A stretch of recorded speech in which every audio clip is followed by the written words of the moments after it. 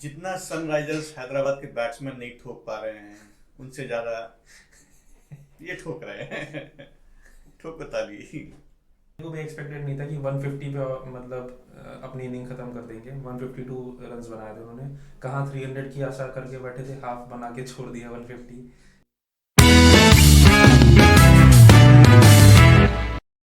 दोस्तों, स्वागत है आपका स्पोर्ट्स स्नैक्स के पॉडकास्ट सीरीज में। और आज हम बैठे हैं यहाँ पे पोस्ट मैच एनालिसिस के लिए, जहाँ पे सनराइजर्स हैदराबाद की खराब फॉर्म लगातार जारी है। 4 मैचेस लगातार वो हार चुके हैं। जी हाँ, हम बात कर रहे हैं Sunrisers Hyderabad versus Gujarat Titans match की, मैच नंबर 19, जहाँ पे गुजरात टाइटंस ने सनराइजर्स हैदराबाद को 7 विकेट से हरा दिया। और ये बात भी ध्यान देने लायक है कि ये मैच खुद हैदराबाद में खेला गया था, ये सारे इसके होम ग्राउंड में, और वहां पे भी ये सारे ये मैच हार गए। Akshay, special commentary on PAT Cummins and his captaincy. अभी जैसे जैसे वीडियो आगे बढ़ेगा, पैट कमिंस की कमेंट्री, सॉरी, कैप्टनसी की बात चलती रहेगी। देखिए, कल जो हुआ सनराइजर्स के साथ, वो मेरे को भी एक्सपेक्टेड नहीं था कि 150 पे मतलब अपनी इनिंग खत्म कर देंगे। 152 रन्स बनाए थे उन्होंने। कहाँ 300 की आशा करके बैठे थे, हाफ बना के छोड़ दिया 150। ठीक है ना, बैटिंग बिल्कुल क्लिक नहीं कर रही टीम की। ठीक है ना, कोई भी बैट्समैन रिस्पॉन्सिबिलिटी नहीं खेलना चाह रहा। आज भी मतलब कल भी हमें यही देखने को मिला, अभिषेक और ट्रेविस हेड वही अप्रोच, वही माइंडसेट की आती सारी बॉल उड़ाओ और उसके अलावा कुछ मत करो। फिर पैट कमिंस की, अब चलिए कैप्टनसी की बात करते हैं। उन्होंने 2 ओवर में 6 रन दिए थे स्टार्टिंग में, जो पहला स्पेल करा था। 2 ओवर में 6 रन दिए थे। जब आप भूले भटके इस साल एक फॉर्म में नजर आए पहली बार, आप भूले भटके नजर आए क्योंकि अभी तक तो आपने बहुत रन खाए थे, तो उस 2 ओवर को आपने 3 ओवर्स में कन्वर्ट क्यों नहीं किया? शुभमन गिल का विकेट अगर आप उस टाइम पे निकाल लेते, अगर आप अच्छी लय में थे, अच्छी फॉर्म में थे उस टाइम पे, तो अगर आप शुभमन गिल का विकेट उस टाइम निकाल लेते तो आप गुजरात के ऊपर प्रेशर डाल सकते थे 152 के स्कोर पे भी। बट आपने वो नहीं किया। ठीक है ना, फिर वो जब आप बाद में बॉलिंग करने जब आए, तब तक मैच आपकी गिरफ्त से बाहर चला गया था। 40 बॉल में 50 रन के आसपास चाहिए थे उन्हें टीम को। फिर जब सरफिन रदरफोर्ड बैटिंग करने आए, आपने फिर एक लेफ्ट आर्म स्पिनर उनके सामने लगा दिया, अभिषेक शर्मा। ठीक है ना, हाँ, 4 बॉल पे 4 चौके उन्होंने मारे उस पे। ठीक है ना, फिर मैच में कुछ रहा ही नहीं था। मैच पूरी तरीके से खत्म हो चुका था। मुझे लगता है मैच पहले इनफैक्ट पहले दूसरे ओवर के बाद से ही मैच हैदराबाद ने लूज कर दिया था। नहीं, मैं वो कह रहा हूँ, ओपनिंग स्पेल जो थी, ओपनिंग स्पेल अगर आप अच्छे फॉर्म में थे, आपको 3rd ओवर कराना चाहिए था। जैसे कि हमने सनराइजर्स और दिल्ली कैपिटल्स के मैच के बारे में बात करी थी, उसमें अक्षर पटेल ने बोला था कि हमारा जो प्लान था पावर प्ले में, हम लोग 2 ओवर मिचेल स्टार्क को देंगे, लेकिन उनकी लय अच्छी दिख रही थी, रिदम अच्छी लग रही थी, तो उन्होंने 3rd ओवर दिया और उसमें ट्रेविस हेड का विकेट मिला। बिल्कुल। तो ये कैप्टनसी होती है ना। अब आप खुद कैप्टन हो, आपसे कोई डिसीजन के लिए उम्मीद कोई और तो करेगा नहीं, आपको खुद ही करना पड़ेगा। आप अच्छी फॉर्म में हो, कराते एक और ओवर, शायद वो मैच आप वहां से खींच लेते। मैं कह रहा हूँ खींचते भी नहीं, लेकिन अगर शुभमन गिल का विकेट निकाल देते तो आप प्रेशर डाल सकते थे गुजरात पे। कुल मिला के यहाँ पे पैट कमिंस के T20 कैप्टनसी के ऊपर सवाल उठ रहे हैं, और वो उठने दे रहे हैं बेसिकली, जिस तरीके से वो कप्तानी कर रहे हैं। क्योंकि हैदराबाद का लगातार 4 मैचेस हारना किसी भी टीम का एक शर्मनाक है, और खासकर अपने होम ग्राउंड में मैच हार जाना। लेकिन ये होम ग्राउंड मोहम्मद सिराज का भी था, मियां मैजिक का भी था, और मियां मैजिक फिर से काम आया। 4 विकेट 2 मैचेस में लगातार 4-4 विकेट ले रहे हैं मोहम्मद सिराज। Special comments. नहीं मतलब सिराज ने तो एक तरीके से देखा है तो इनका वो उनका चल ही रहा है। जो चैंपियंस ट्रॉफी में उनका सिलेक्शन नहीं हुआ था, वो उससे काफी गुस्सा ही है अभी तक। जो अभी तक वो विकेट्स निकालते जा रहे हैं। पहला मैच उनका भी खराब हुआ था पंजाब के अगेंस्ट, बट उसके बाद से जो हमने कमबैक किया है, शायद पैट कमिंस को सिराज से सीखना चाहिए कि आपको कैसे अपनी बॉलिंग को उस उस पर्टिकुलर टाइम पे आपको ऐसी बॉलिंग करनी चाहिए जहां पे आपका रिक्वायरमेंट बहुत ज्यादा है। ठीक है ना, उनने 4 विकेट इस मैच में लिए, पिछले मैच में भी 4 विकेट लिए, बहुत अच्छी फॉर्म में दिख रहे हैं। पिछला मैच आरसीबी के अगेंस्ट खेले थे, ऐसी टीम जिसको खूब अच्छे से जानते थे। ये मैच अपने होम ग्राउंड पे खेल रहे थे, तो इस विकेट को बहुत अच्छे से जानते थे। तो उनके लिए एडेड मतलब एडवांटेज तो था, बट उसके बाद भी आपको उस स्किल सेट को वहाँ पे डिस्प्ले करना वो इम्पोर्टेंट था। और आप अपने नर्व्स आपने होल्ड करके 4 विकेट लेना T20 में कोई इतनी आसान चीज नहीं है। 4 ओवर ही कराने होते हैं, उसमें अगर आप 4 विकेट निकाल रहे हैं तो आप बहुत अच्छी बॉलिंग कर रहे हैं। और उतनी ही खराब बैटिंग सनराइजर्स हैदराबाद कर रही है, खासकर उनके ओपनर्स, टॉप 3 बैट्समैन। कहाँ चूक हो रही है? क्या आपके माइंडसेट की समस्या है? ये टैलेंट की तो कमी नहीं है बिल्कुल भी, मुझे लगता है माइंडसेट की समस्या है, या फिर मैनेजमेंट की तरफ से कुछ क्या बातें हो रही है समझ नहीं आ रहा, क्योंकि यहाँ तो दिख रहा है क्लियर कि कुछ बात नहीं हो रही है, एक कम्युनिकेशन गैप है शायद। नहीं, मेरे को ये लगता था कि इस लेवल पे आके अगर आप क्रिकेट खेल रहे हैं तो टैलेंट की तो कमी खैर किसी प्लेयर में नहीं है। अगर आप उस लेवल पे जाके क्रिकेट खेल रहे हैं तो आप टैलेंटेड तो हैं, तभी आप वहां तक गए हैं। अब मुझे ये समझ नहीं आता, मैनेजमेंट भी कोई इतना मतलब देखा जाए तो नौसिखिया टाइप का मैनेजमेंट नहीं है। डैनियल विटोरिया आपके हेड कोच है, मुथैया मुरलीधरन आपकी बॉलिंग कोच है, ठीक है ना। अगर वो आपके बॉलिंग कोच है और एक हेड कोच, इतने बड़े बड़े नाम है आपके पास, तो मैनेजमेंट मुझे ये समझ नहीं आ रहा कि बॉलिंग सिलेक्शन में ही क्या कर रहा है।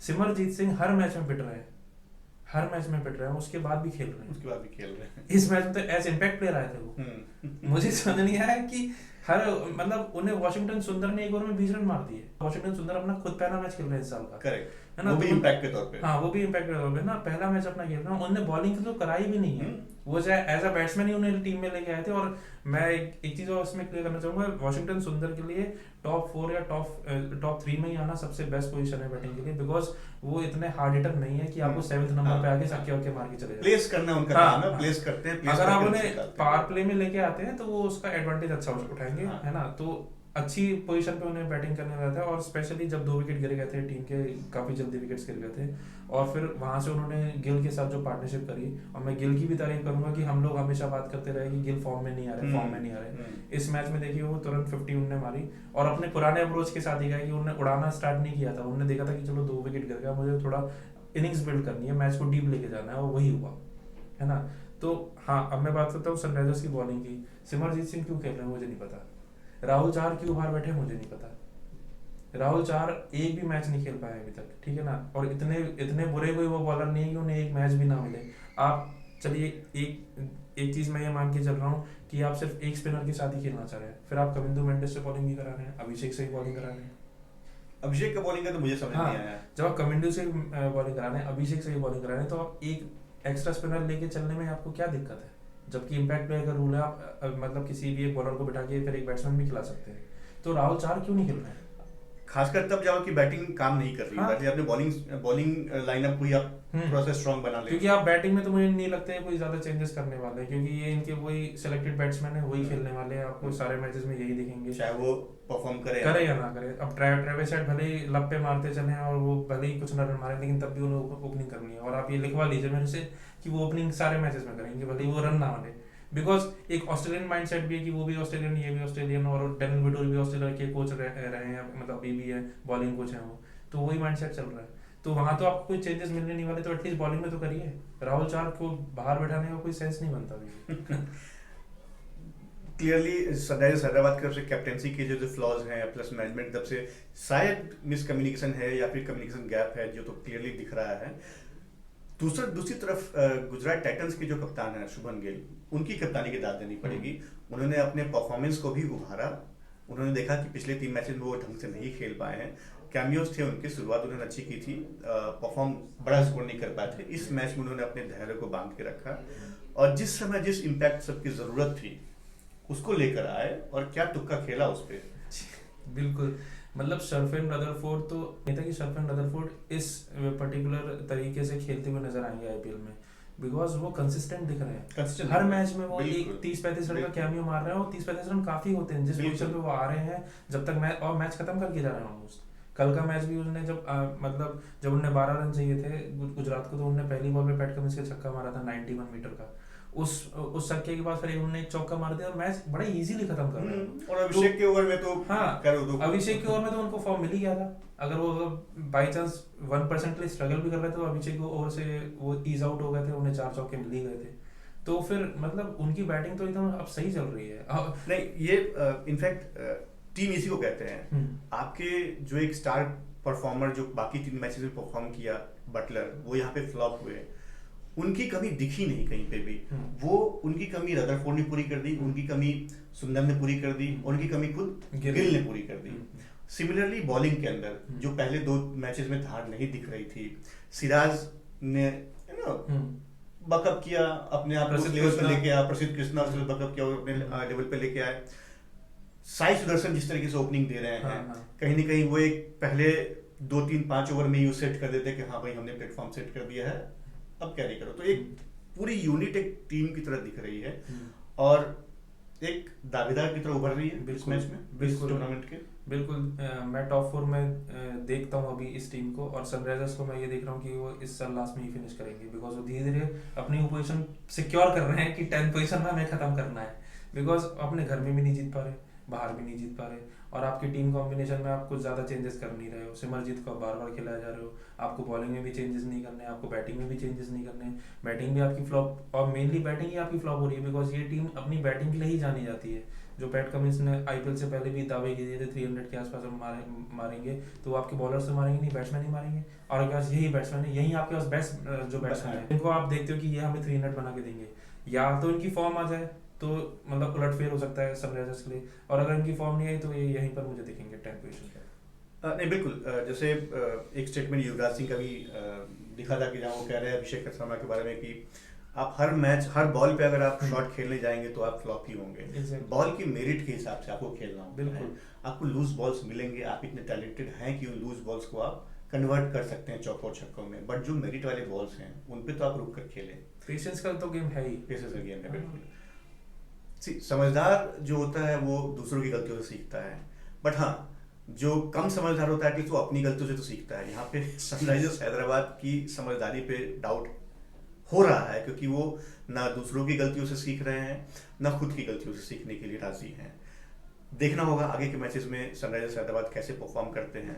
वहीं गुजरात टाइटंस एक प्रबल दावेदार की तरह उभर कर आ रहे हैं इस आईपीएल के सीजन में।